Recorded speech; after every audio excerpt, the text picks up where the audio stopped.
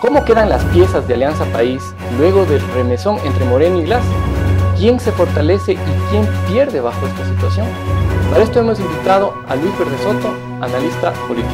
Esto es Poder Ciudadano, el poder de los mandantes sobre los mandatarios. Bienvenidos.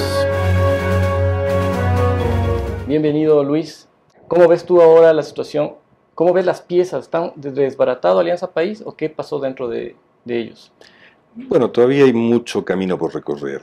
Creo que recién podemos hablar con más propiedad de que está cerrándose el antiguo ciclo político del Ecuador, liderado por Correa, y se abriéndose un nuevo ciclo político o una transición hacia un ciclo en el cual se puedan restaurar las instituciones. ¿Cómo quedan las cosas luego de esta pelea en el corto plazo? Básicamente, todo dependerá cómo evoluciona la división de bienes en Acuerdo País. En este divorcio. En este divorcio, cómo queda fundamentalmente las actitudes hacia mediano plazo y corto plazo del presidente Correa, si efectivamente va a hacer una oposición leal o efectivamente va a hacer una oposición desleal. ¿Cuál es tu visión de esto? ¿Se van a dividir? ¿Quiénes quedan a un lado, quiénes quedan al otro? Bueno, es evidente que ya se ha producido, yo diría, una quema de barcas en el sentido de que no es posible volver a juntar estas partes porque... Primero, el día de hoy asistimos a la toma de lealtades con el presidente Moreno, por ejemplo, el presidente del Congreso. Yo creo que la actitud nueva que ha adoptado en pocas horas el fiscal habla de que hubo un cambio en el tipo de indicaciones que él recibía.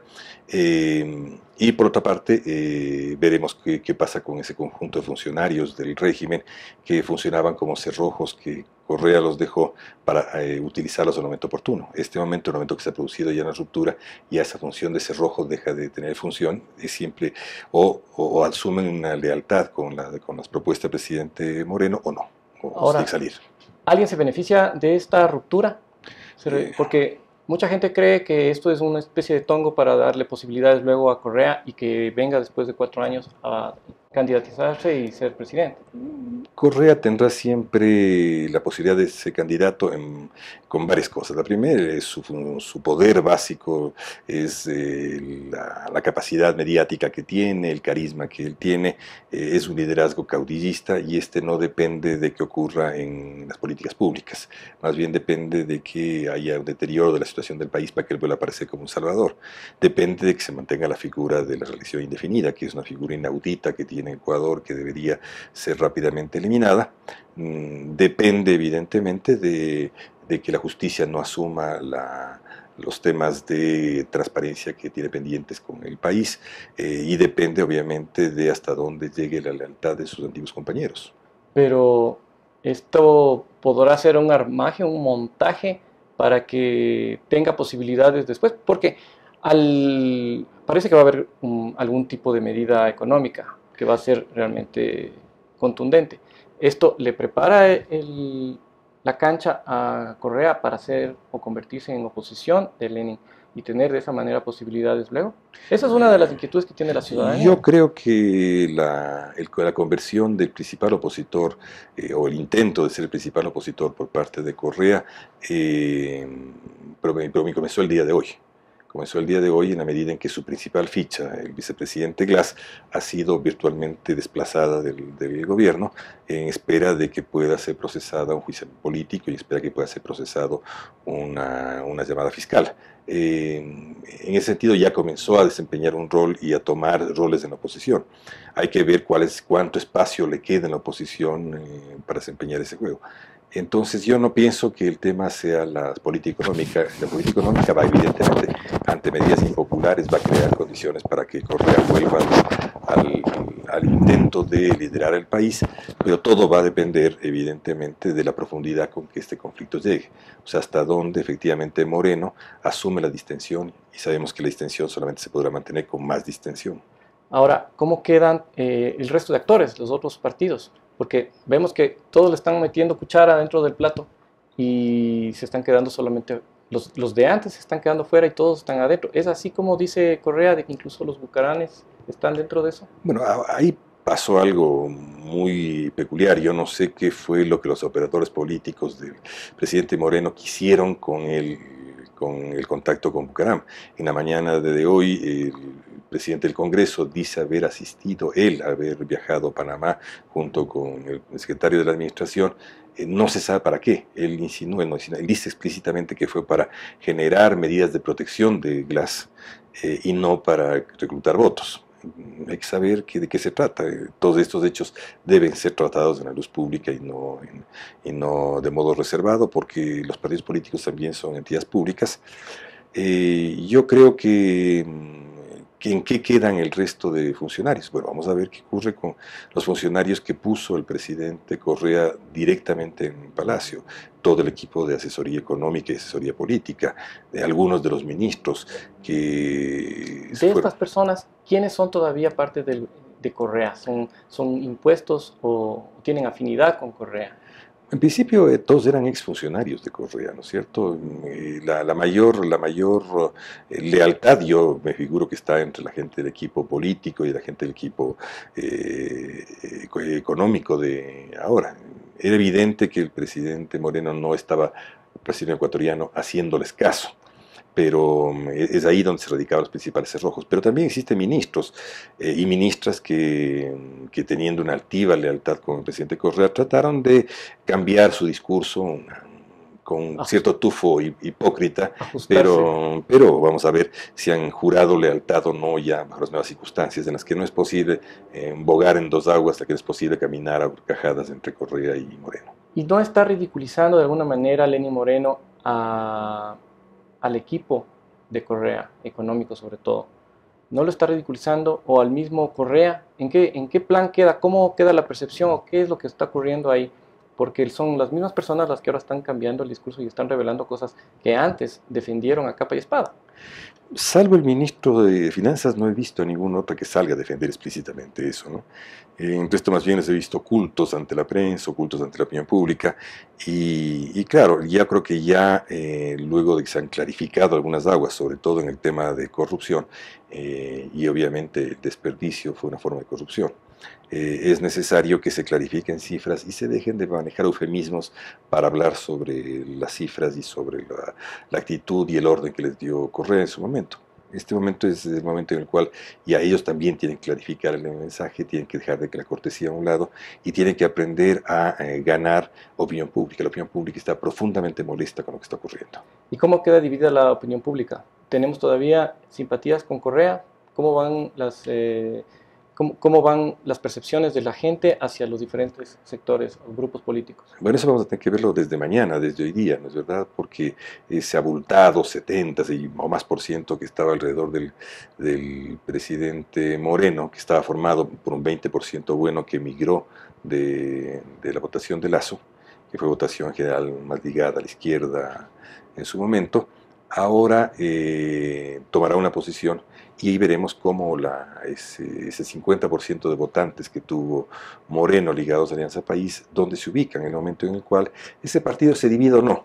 Es clara la existencia de dos tendencias, es clara la existencia de dos posiciones que no pueden convivir y que van a forzar a que la gente se alinee con una u otra. Ahora, ¿estas situaciones debilitan a los partidos?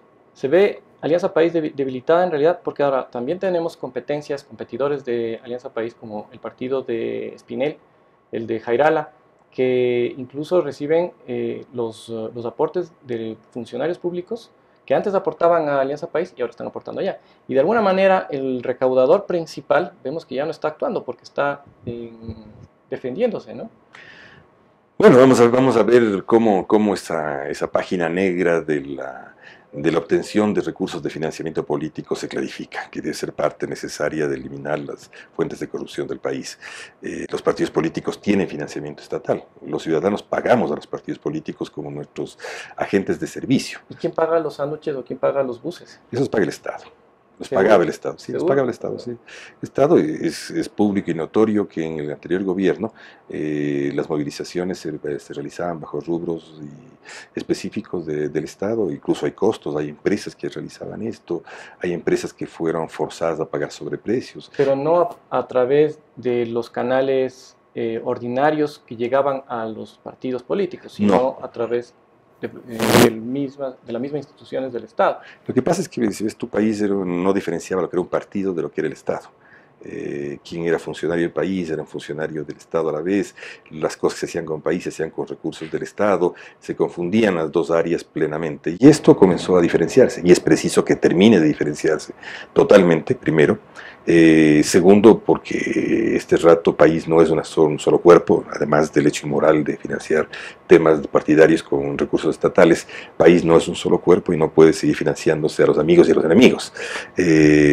¿Y qué está pasando con los partidos de estos accidentales que están de algún modo vinculados al régimen?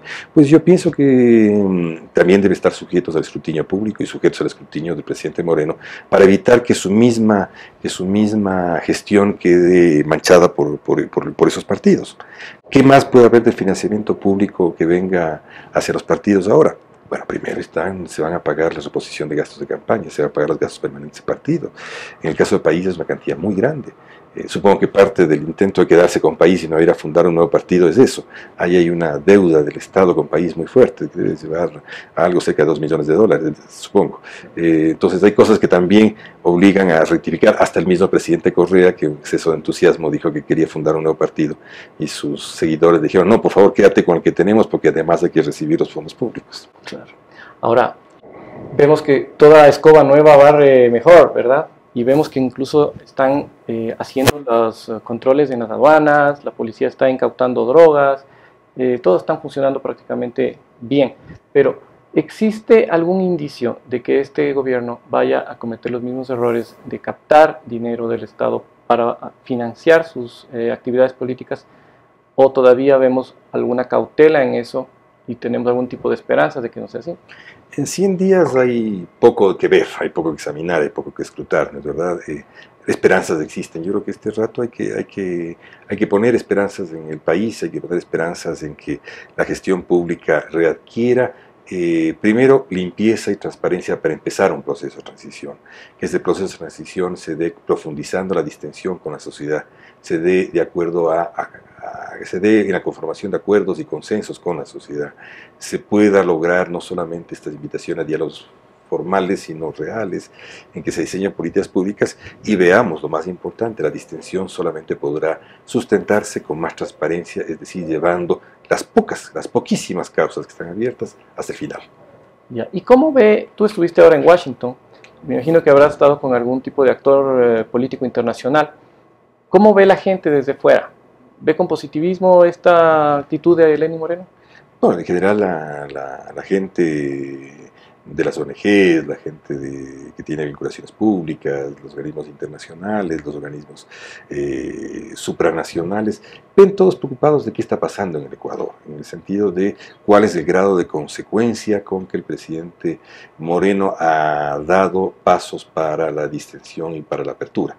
Creo que este rato se está respondiendo por sí mismos que esos pasos están produciéndose y que es necesario, sobre todo a nivel internacional, mirarlos con cada vez menos temor.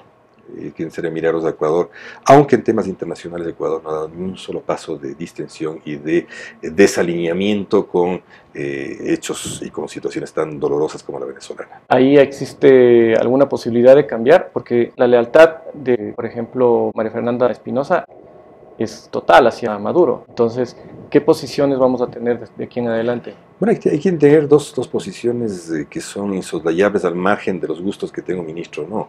La primera es que Ecuador necesita reinscribirse en el mundo internacional y esta reinscripción en el mundo internacional pasa básicamente por un tipo de relación comercial abierta, fundamental. Pasa por resolver los temas de cuestionamiento de derechos humanos que tiene Ecuador. Ecuador fue duramente cuestionado por la situación de derechos humanos con una agenda muy precisa y muy dura por parte de la comunidad internacional. Ecuador en Ginebra hace 3 meses recibió 100 preguntas en el examen periódico universal.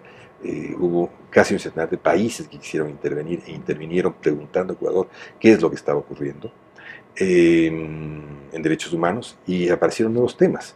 Por ejemplo, apareció el tema cada vez más, que es más un consenso internacional, de que la independencia de la justicia en Ecuador es condición de democracia. Si es que no hay un poder judicial independiente, no hay democracia en Ecuador. Eso es evidente para La comunidad internacional. Tú puedes verlo, esto desde cuestionamientos hasta países africanos, pasando por los países bálticos y obviamente los países europeos. Estados Unidos también se incluye en esa misma línea. Entonces tienes una visión muy global sobre Ecuador de que tiene que reinscribirse, y tiene que reinscribirse en el Acuerdo del Pacífico. No puede ser posible que Ecuador, que tiene una vocación extraordinaria en el Pacífico, es el único Pacífico del área pacífica de América del Sur que no está allí, y que sigue repudiando el acercarse a esos procesos de integración que marcan relaciones internacionales claras. ¿Qué es lo que ocurre? Seguir caminando a la mano infectada y maloliente de Maduro es simplemente producir más aislamiento internacional. Y Ecuador puede seguir generando más ideas de aislamiento internacional que tiene que subsanar. Es indispensable. O sea que Lenín Moreno, además de divorciarse de Correa, tendrá que divorciarse también de esta franquicia social cubana. Absolutamente sí. No le queda ninguna posibilidad de tener medidas económicas satisfactorias si no tiene reinserción internacional. No tiene posibilidad de afirmar que la distensión va a terminar en restituciones democráticas si es que no tiene reforma de las instituciones y si no tiene desalineamiento de estas situaciones tan abiertamente totalitarias y francamente asesinas con la que se vive Venezuela. Ahora, un tema que se nos está escapando es la asamblea. Existe también la visión de que probablemente los bucaranes también se están llevando a unos cuantos asambleístas de Alianza País. Y esta ruptura definitivamente va a dividir de alguna manera los votos, aunque hay cierta disciplina en tomar las decisiones, luego en las votaciones. Hemos visto eso siempre en ese partido, casi nunca hay divisiones. Pero, ¿qué va a pasar ahora con estas divisiones ya de las cabezas del partido? ¿Se van a dividir también en la asamblea? Es lo esperable que un cuerpo orgánico, en todo cuerpo que funciona como un cuerpo humano, ¿no es cierto?, donde hay capacidad de acción y de reacción, tiene que producirse una diferenciación.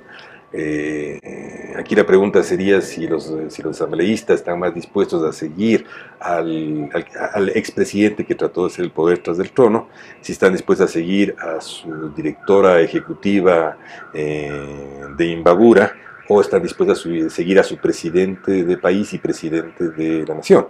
Sí, esas son las disyuntivas que no pueden soslayar los asambleístas. Los asambleístas, además, cabe recordar que de los 74 asambleístas, ellos tienen más de una veintena que son parte de productos de alianzas, que dado la situación de que el aliado ha cambiado, tienen también que redefinir sus alianzas. No es admisible que mantengas una alianza con un cuerpo que ya no es el mismo con el cual te aliaste. Claro, o sea, Alianza País ganó muchas de sus curules en la asamblea a través de alianzas en las provincias. Más de 20. Entonces, esos probablemente van a tener que cambiarse. Van a tener que, al menos tiene que pensar, si yo me alío contigo y tú ya no eres el mismo, yo tengo que pensar en con quién me he aliado, ya no eres tú mismo. Entonces, eso pasa con los partidos cuando se divide. Si cambia la característica central, por ejemplo, la honradez con la que me vendieron que era el partido con el cual me he aliado y no ha sido tan honrado como se decía, o me vendían un país con unas cuentas en las cuales el bienestar proseguía de infinito y la realidad no es esa. Entonces tú tienes que volver a plantearte con quién me he aliado, bajo qué términos me he aliado, qué es, o sea, se ha roto el acuerdo básico, eso resulta en toda forma contractual, ¿no es cierto? Cuando uno de los actores cambia, y en este cambio hay un cambio radical. Entonces, esos son los primeros, y los segundos obviamente son los miembros de país. Los miembros de país tienen que ver cómo conceptúan sus proximidades, sus alianzas, sus lealtades, su futuro político. Tienen que verlo, tienen que examinarlo.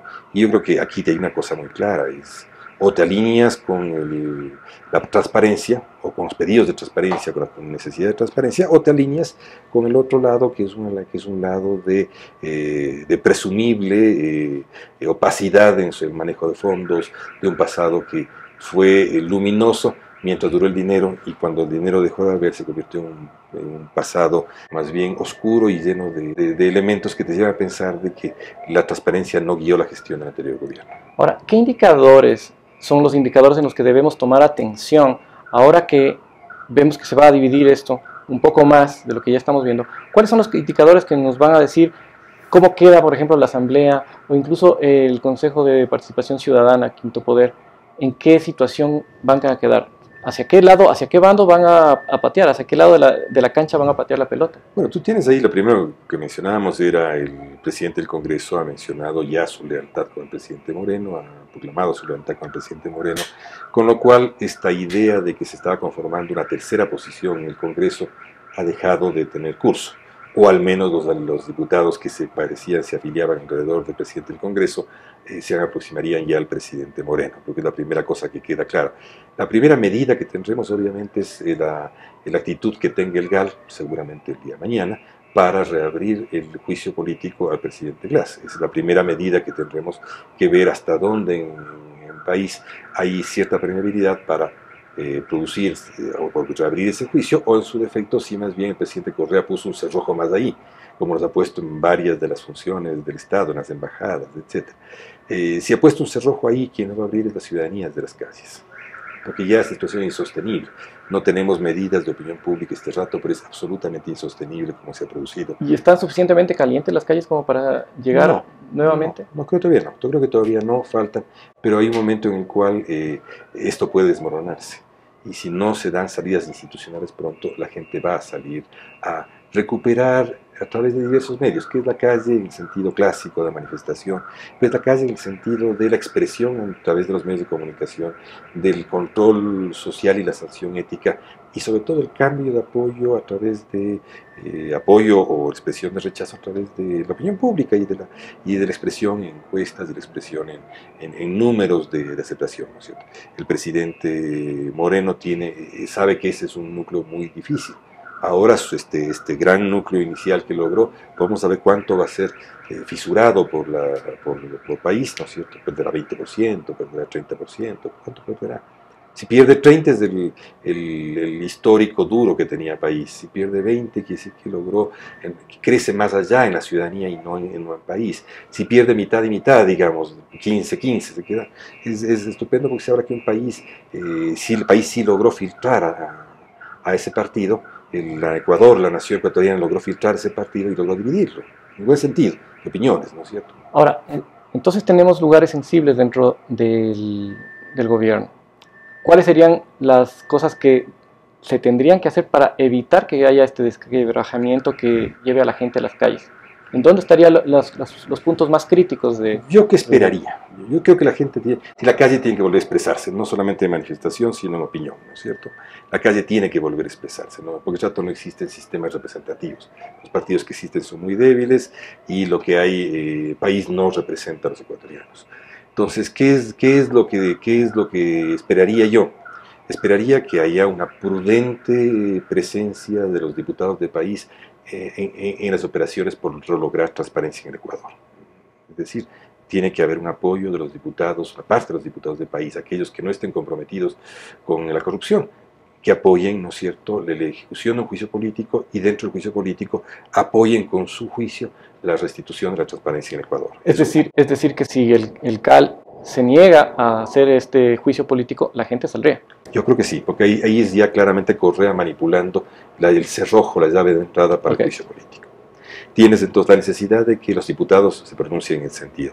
Tienes la necesidad de que el presidente Moreno termine de depurar estos rasgos de hipocresía que a su alrededor de asesores y algunos ministros que ahora hablan bajito y hablan lo contrario a lo que dijeron el día de ayer. Eso tiene que depurar el presidente y tiene que abrirse a los mismos diálogos que él está provocando. Tiene que lograr tener una operación política de concertación con los diálogos que él provoca, con la gente que espera atraer. Si se produjera, ¿no es cierto?, la destitución del vicepresidente de la República, es una ocasión extraordinaria a que el presidente de la República conforme una alianza política mucho más amplia. Es una ocasión extraordinaria. Es una ocasión extraordinaria para que se componga territorialmente su presencia, para que emita un signo definitivo de confianza hacia el conjunto de la sociedad ecuatoriana. Es decir, todo eso está en juego, son muchos los síntomas que tienen que aparecer. Creo yo que entre ellos también está el tema internacional. Es necesario que Ecuador se limpie un poco de esta pesada carga que significa una adscripción irracional hacia una situación insostenible en el mundo democrático y en la civilización moderna, que es lo que pasa en Venezuela este rato, que es la proximidad a una guerra civil mientras se asesina a un pueblo. Ahora, para este tipo de protestas normalmente actúan con fuerza los sindicatos, los grupos de trabajadores, los indígenas.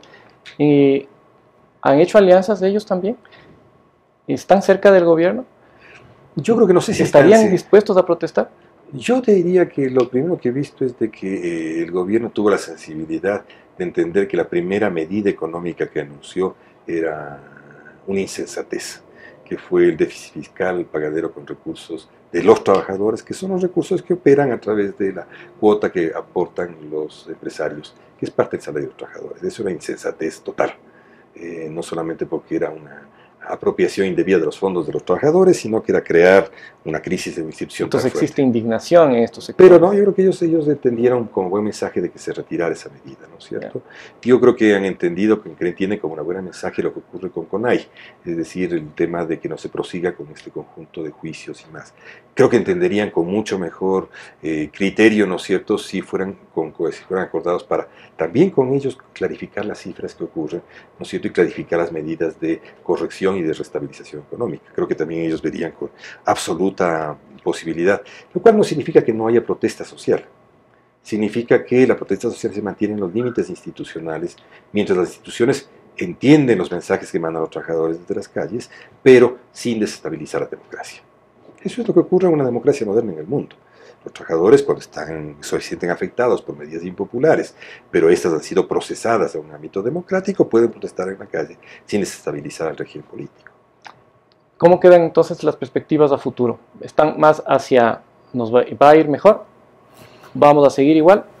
¿O de pronto se van a complicar las cosas? En temas económicos yo creo que el problema es serio, es muy serio, y va a implicar medidas impopulares que van a llevar a un periodo más o menos largo de poca actividad económica, de escasísima perspectiva de una economía de bienestar. Va a ser más bien, yo te diría, una situación muy plana, porque tienes materias primas en deterioro en precios en el mundo, sin ninguna de las materias primas de las que Ecuador puede exportar tiene alguna perspectiva de crecimiento de precios, sino más bien de depresión de precios. El petróleo tampoco va a tener una situación razonable. Tal vez podrá haber una estabilización del precio por el interés que tiene Estados Unidos sobre su petróleo, pero no se ve una espectacular subida que es la que permitía, ¿no es cierto?, esta gran euforia de derroche que vivió Ecuador en los últimos años.